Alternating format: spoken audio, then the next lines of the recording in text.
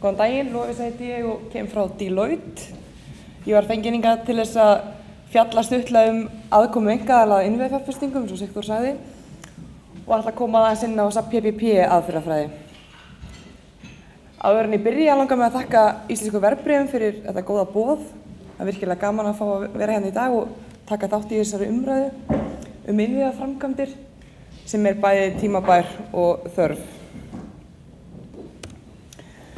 Ég kem frá fjármálaráðgjöf Deloitte og er þar yfirmaður verðmatsþjónustu Deloitte.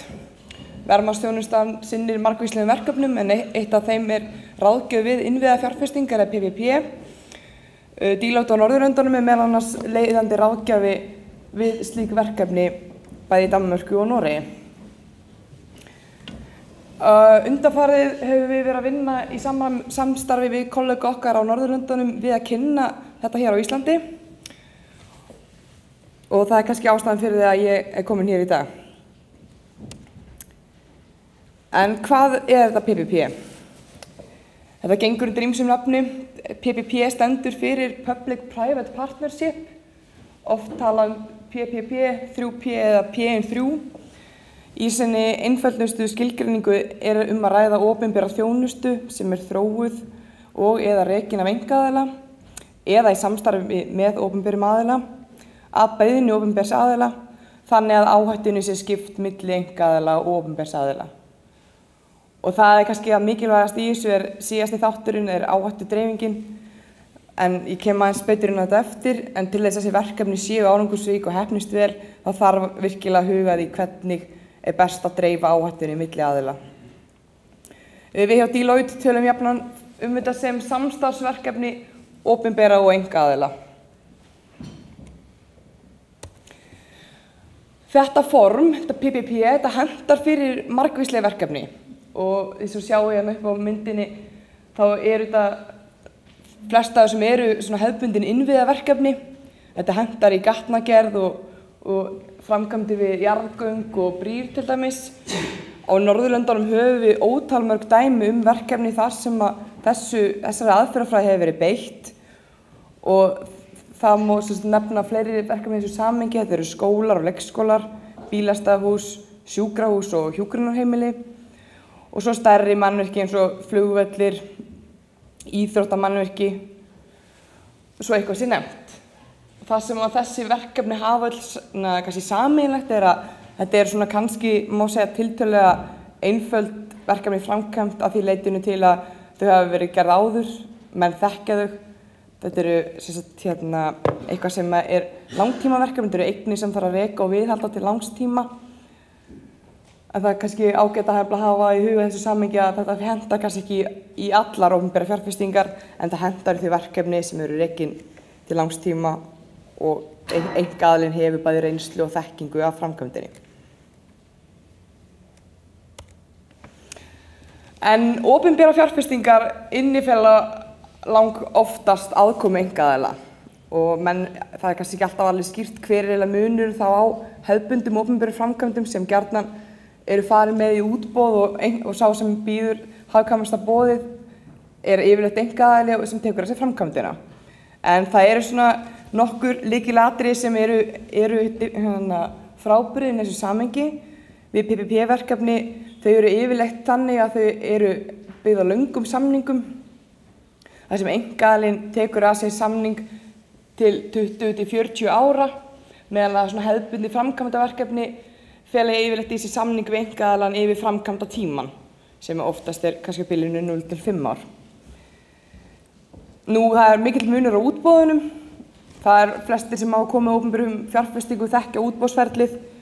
Það fer yfirleitt fram eftir að búið er að hanna verkefni. Það búið að fara í mikla vinnu við að skipuleggja framkvæmdina og setja fram allar hönnunarkröfur. Útboðið byggir þá á ítarlegri forskrift. Í PPP fer útboðið gangans fyrr í ferlinu og það er svolítið mikill punktur í þessu að útboðið byggir þá í stað þess að byggjast á ítarlegri forskrift þá byggir það á kröfum hins opinbera notagildi og gæði. Það er ekki búið að hanna framkvæmdina í öllum smáatriðum, heldur er búið að setja fram bara helstu kröfur. Og ef við tökum bara einfalt dæmi sveitarfélag sem ætlar að byggja grunnskóla, þá myndi útboðsgögnin lýsa því hversu stór þarf skólinn að vera, fjöldi skólastofa, það þarf að vera mötuneyti og svo framvegis og það svona tæknilegu kröfur sem eru nauðsynlegar en einkaaðilinn sér þá að koma með hagkvæma lausn hvað varðar hönnun og framkvæmd. Og aðkoma einkaaðilans auðvitað misjöfn líka. Í hefðbundnum opinberum framkvæmdum kemur einkaaðilinn einungis að framkvæmdastiginu og við sjáum mjög sjaldan að sami aðili fenginn til þess að reka og viðhalda eigninni til framtíðar. En í þessu PPP-formi þá einkaaðilinn að jafna að taka að sér stærri slurk af verkefninu, hann að taka sér vinnu við hönnun, hann að sjá framkvæmdir, hann oftast að fjármagna verkefni líka og hann tekur að sér rekstur og viðhalda samningstíma. Og þetta form skapar gríðarlega hagkvæmni í lausnum við verkefna sem komum aðeins betur að hérna síðar. Og varðandi greiðslurnar, þá í þessum hefðbundnum svona turnkey opinberum framkvæmdum, greiðslurnar eru jafnan samningsatriði, algengt að þeim langflestum tilvikum lokið þegar framkvæmdin tilbúin. En við PPP-samstarf þá eru greiðslurnar jafnaði, þær dreifast yfir líftíman og oft þetta þannig að greiðslu fyrir framkvæmdakostnaði líka dreift yfir líftíman. Og varðandi greiðslunar þá rosalega mikilvægt líka í þessu að þetta felur í sér mikla áhættu dreifingu og jafnaði tekur einkaaðilinn að sér áhættuna við framkvæmdina sjálfa, verkstjórn og svo framvegis. Þannig að umframkeyrsla í framkvæmdakostnaði lendir þá ekki á borði hins opinbera sem að það gerir í mörgum tilvikum þegar að ræða hefðbundnar opinbera framkvæmdir. Hérna sjáum við þetta kannski aðeins myndrænt ef við tökum bara svona hefðbundin turnkey samning hins opinbera. Það má skipta svona framkvæmdaferlinu í 4 fasa. Í upphafi að ræða skipulagningu, það þarf að ákveða í hvað framkvæmd á að fara, hver þörfin hvernig lítur hún út og svo þarf sjálfsög að samþykkja verkefnið á viðeigandi stað. Þegar því lokið þá tekum við hönnunarfasi. Hið opinbera ræðir yfirleitt til sín sérfræðinga til þess að sjá hönnun. Það geta verið arkitektar, verkfræðingar eða aðrir sérfræðingar sem þá svokallaðir undirverktakar og þeir skila svo af sér sinni afurð. Þegar hönnun liggur fyrir þá yfirleitt farið í útboð og þar koma þá borðinu verktakar sem geta þá verið allt aðrir aðilar heldur en þeir sem komu að hönnuninni og geta verið einn eða fleiri. Eftir að framkvæmdin lokið og framkvæmdin yfirleitt framkvæmd af þeim sem skilar lægsta fjárhæðin í útboðinu, þá þarf sjálfsögðu að viðhalda og reka þessar eignir.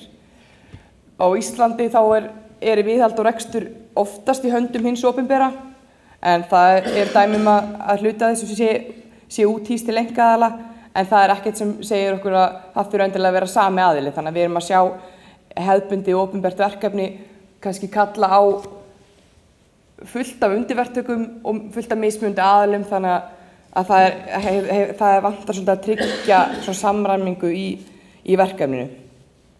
Neðri myndin sýnir okkur hvernig hefðbundið PPP-verkefni og hvernig munurinn liggur.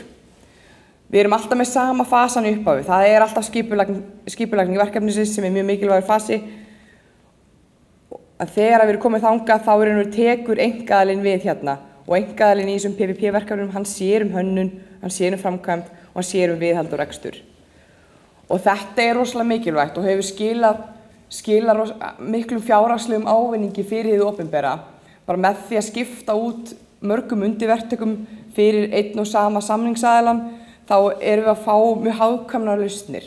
Og þetta tryggir það þegar að farið í útboð, þá þeir sem að bjóða, þeir að hanna lausn sem hagkvæm í framkvæmd og hagkvæm í rekstri og viðhaldi til framtíðar. Og það mjög gaman að sjá hvernig þessi verkefni unnin erlendis, þeir sem að bjóða, þeir mjög meðvitaðir hvað hver og einn þáttur þýðir bæði í framkvæmdakostnaði og svo í viðhaldi.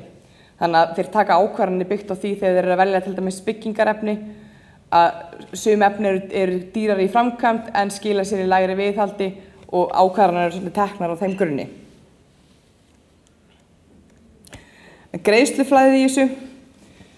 Efri myndin sýnir hefðbundna opinbera framkvæmd eða turnkey samning sem fer umfram áætlun. Þetta ekki alhæfing að þeir fari alltaf umfram áætlun, en þetta það sem gerist ef að verkefnið, niðurstaða verksins umfram upphaflega kostnaðaráætlun.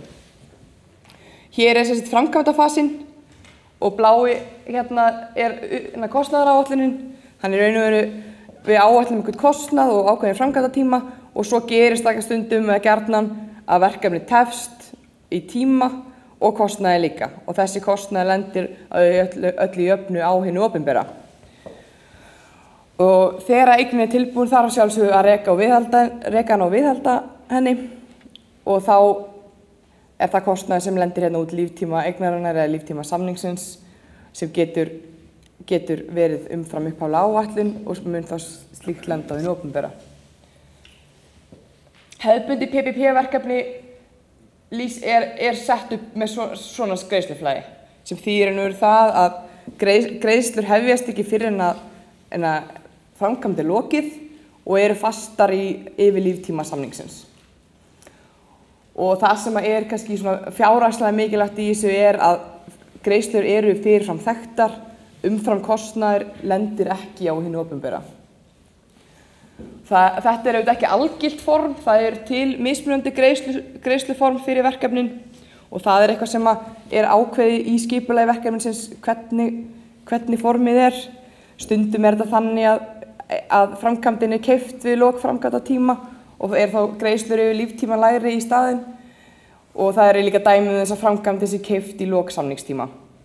En það mjög mikilvægt í þessu að tryggja að hún sé keypt á einhverju tímapunkti að því við þekkjum dæmi þess að það hefur gleymst að tryggja eignarhald hins opinbera til framtíðar sem setur einkaaðilann í ansi góða samningsstöðu. En það sem svo mikilvægt í þessu að skipuleggja verkefnin vel. Þetta yfirleitt langir samningar og það mjög dýrt að gera lítil mistök í upphafi verksins. Þannig að þessi forgreining í upphafi mjög mikilvæg og hún líka tímafrek. Og það ágætt að menn séu meðvitaðir það áður en þeir fara á stað í að skipuleggja svona verkefni því að það getur borgað sér margfalt tilbaka. Stærsti faktorinn í skipulagningu þessi áhættu dreifing. Það þarf að huga virkilega vel að henni, það þarf að huga því hvernig við dreifum áhættunni milli einkaaðilans og opinbera aðilans og ágætt regla og þumaputta reglan í þessu að við viljum dreifa áhættunni til þess aðila sem getur betur stýrt henni með minni tilkostnaði. Þannig til dæmis tekur einkaaðilinn yfirleitt að sér áhættu við verkstjórn verksins, við framkvæmdakostnaðinn og svo framvegis af því hann miklu betur til þess fallinn til þess að stýra henni heldur en hið opinbera. En opinbera aðilinn þarf líka að vera svolítið meðvitaður þetta að þeir þurfa að taka að sér ákveðna áhættu, einkaaðili getur til dæmis ekki tekið áhættu af breytingum í lögum og reglugerðum og svo framvegis. Og ef við vinnum áhættudreifinguna vel og dreifum henni þannig á þann stað þar sem ódýrara stýrinni, þá fáum við hagkvæmustu lausnirnar. Þetta raun og veru þannig að einkaaðilar munu alltaf verðleggja þá áhættu sem þeir taka með viðunandi hætti. Og síðasti punkturinn í þessu líka mikilvægt, það auðvitað ekkert öll verkefni sem henta í þetta fyrirkomulag og það getur vel verið niðurstaðan úr forgreiningunni og þess vegna líka mikilvægt að vanda sig í forgreiningunni, skoða alla þætti verksins, skoða áhættudreifinguna og skoða strúktúrinn í greiðsluflæðinu og samningunum því að þetta kannski ekki algilt að þó sé að opinbera framkvæmd að þá sé endilega hagkvæmara að einkaaðili komi að borðinu. Og þau verkefni þar sem þetta myndi ekki henta væru kannski tæknilega flókin verkefni, einhver verkefni þar sem einkaaðilar hafa ekki reynslu af þessum framkvæmdum áður og þar af leiðandi áhættan allt of mikil fyrir þá og allt of dýr þá fyrir hið opinbera. Og svo kannski verkefni í því umhverfi sem tæknin stöðugt að breytast. Ég þekki til dæmis dæmi frá Norðurlöndunum þar sem sveitarfélag vildi fara með tölvukerfin sín í PPP. Og það einmitt eitthvað sem kannski gengur illa upp að því að það erfitt að gera 30 ára samning rekstur tölvukerfa þar sem tækniumhverfi og kröfur sífellt að breytast. Til að taka kannski aðeins saman, ég búin að fara svolítið hratt yfir þessar hver ábatinn af þessu fyrir hið opinbera. En það þarf auðvitað að skoða ábata fylgja yfirleitt einhver áhættur og það mikilvægt að skoða þær líka í því samhengi. það sem kannski helst í þessu að þessi verkefni hafa með sér auki flækjustig í útboðinu. Það eru fleiri þættir sem þarf að skoða, þetta eru langir samningar með fasta greiðslu, það dýrt að gera mistök og það þarf virkilega að vanda valið í undirbúningnum, gefa sér nægilega tíma og passa að það séu viðeigandi aðilar aðstoða. Fjármögnun einkaaðila jafnan dýrari en hjá opinberum aðilum og þetta hefur oft verið kastað fram í umræðinu og þetta skiljanlega eitthvað atriði sem að menn erfitt með að skilja af hverju betra að einhver einkaaðili taki að sér framkvæmdina. Hann mun alltaf fjármagna á dýrari kjörum heldur en hið opinbera. En það þarf svolítið að horfa á þetta í stóra samhenginu. Ef við skoðum til dæmis Norðurlöndin þá hafa þessi verkefni verið mjög fjárhagslega arðsöm og þessi faktor að einkaaðilinn sé jafnvel að fjármagna sig á aðeins óhagkvæmari kjörum, hann vegur lítið í stóra samhenginu.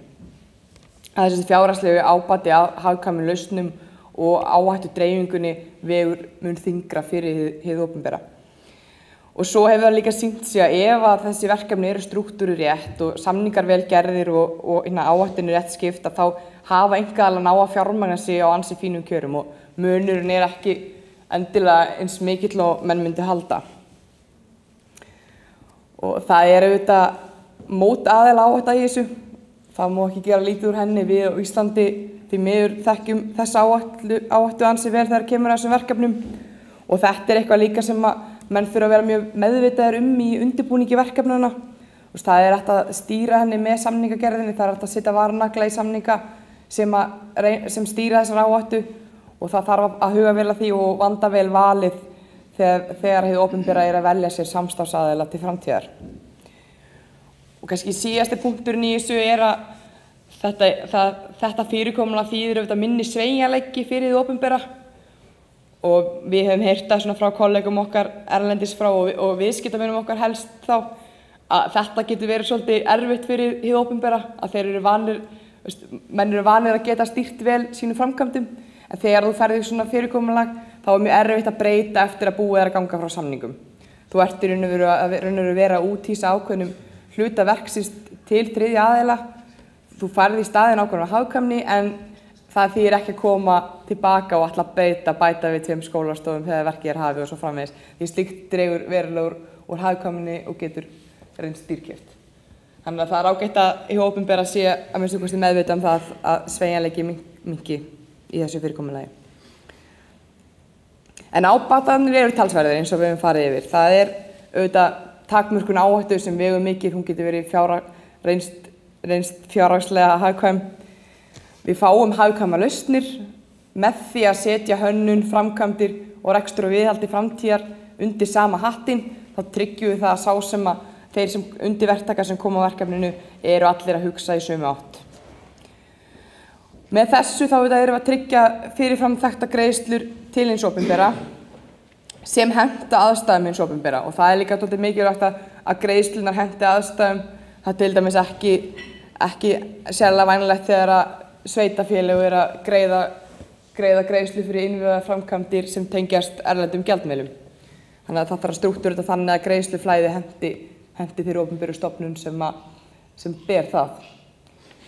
Samningar þessir þeir fela jafnan í sér hvata til þess að afhenda á réttum tíma sem mjög mikilvægt og tryggja viðunandi viðhald eignarna til framtíðar.